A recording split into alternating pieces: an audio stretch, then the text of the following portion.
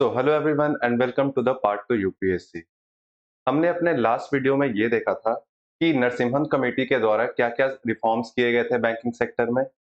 आज हम लोग ये जानेंगे कि कितने तरह के बैंक्स होते हैं इंडिया में, what are the type of the banks, क्या होते हैं शेड्यूल्ड बैंक्स और क्या होते हैं unscheduled banks and what are the cooperative banks. तो सबसे पहले हम लोग ये देखेंगे कि 1934 में आरबीआई एक्ट आई और उस आरबीआई एक्ट 1934 के तहत ही आरबीआई का एस्टैब्लिशमेंट हुआ।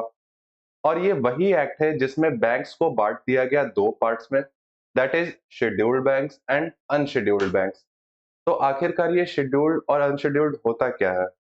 तो दरअसल इसी आरबीआई एक्ट 1934 में एक लिस्ट निकाली गई, एक सूची निकाली गई, क्योंकि शेड्यूल का मतलब ही होता है सूची।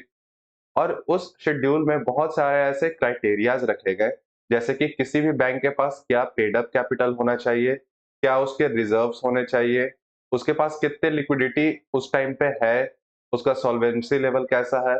तो ऐसे कुछ कुछ क्राइटेरियाज निकाले गए और जो बैंक उन क्राइटेरियाज को फुलफिल करते थे उन्हें शेड्यूल्ड बैंक्स में डाल दिया गया, और जो बैंक्स वो क्राइटेरिया को फुलफिल नहीं कर पाते थे उन्हें अनशेड्यूल्ड बैंक्स में।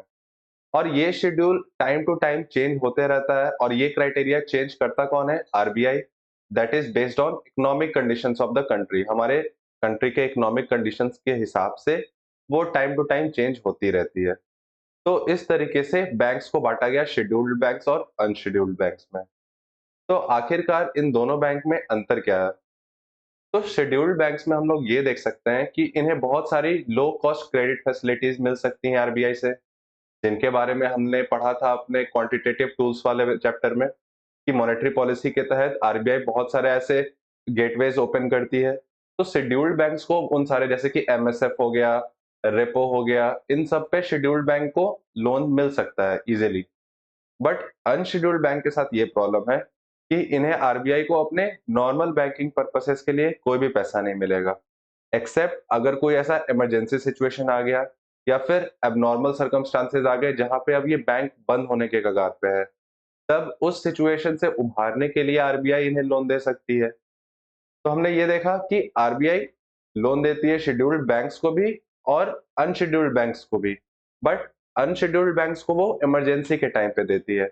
और जाहिर सा बात है, अगर किसी को भी हम लोग इमरजेंसी के टाइम पे देंगे तो उसे हायर परसेंटेज लेंगे इंटरेस्ट। तो इसीलिए अनशेड्यूल्ड बैंक्स को हायर परसेंटेज ऑफ इंटरेस्ट देना पड़ता है।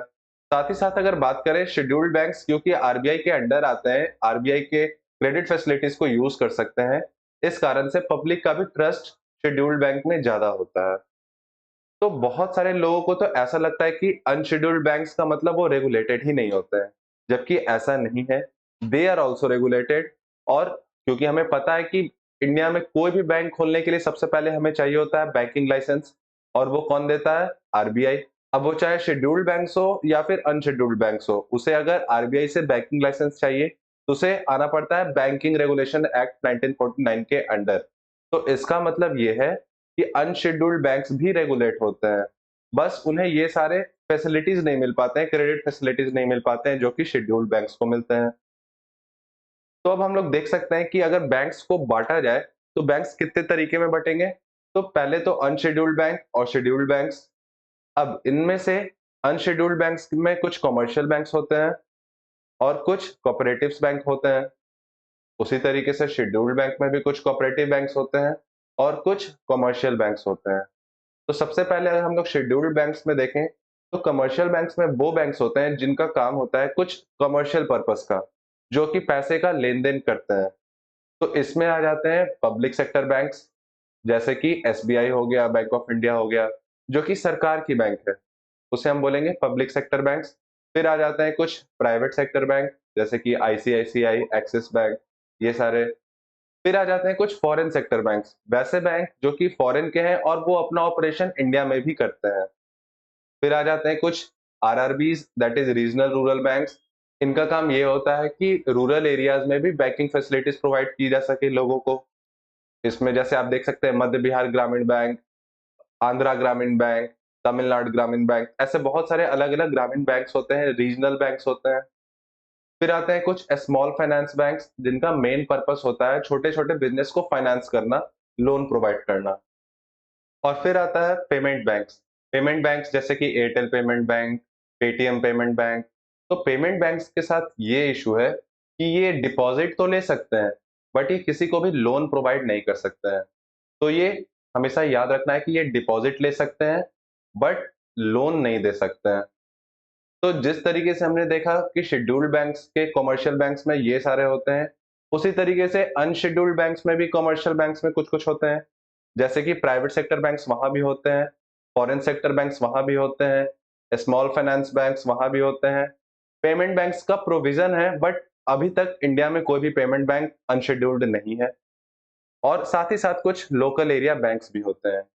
एक बात हमें ध्यान रखना है कि कोई भी पब्लिक सेक्टर बैंक और आरआरबीज, ये दोनों कभी भी अनशेड्यूल्ड बैंक्स नहीं होंगे। क्यों? क्योंकि ये दोनों सरकारी बैंक हैं, और गवर्नमेंट बैंक्स को उस शेड्यूल के सारे क्राइटेरियाज को फुलफिल करने नेसेसरी होते हैं।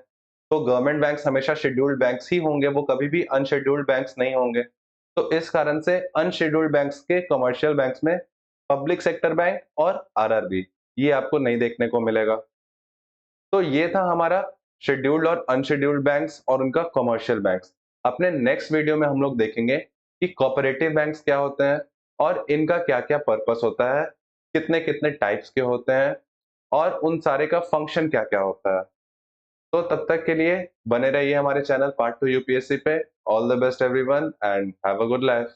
For more such videos subscribe to part 2 UPSC. यहाँ आपको मिलता है यूपीएससी से रिलेटेड सारे कंप्लीट कोर्सेज और करंट अफेयर्स। साथ ही साथ हमारा टेलीग्राम ग्रुप भी ज्वाइन कर लें ताकि आपको सारे पीडीएफ मिलते रहें और आप हर एक नए वीडियो से अपडेटेड रहें।